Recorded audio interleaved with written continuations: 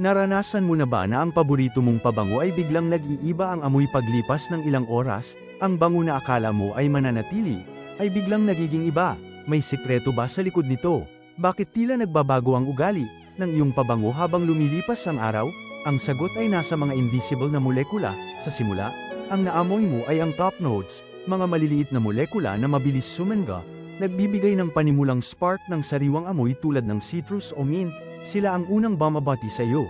Ngunit mabilis din silang nagpapalam, ngunit huwag mag-alala, dahil pagkatapos ng top notes, lalabas ang middle notes, na may mas malaking molekula, nagbibigay ng puso ng pabango, at sa huli, ang base notes, ang pinakamabibigat na molekula na tumatagal ng maraming oras, nagbibigay ng lalim at foundation sa bango, tulad ng musk o vanilla.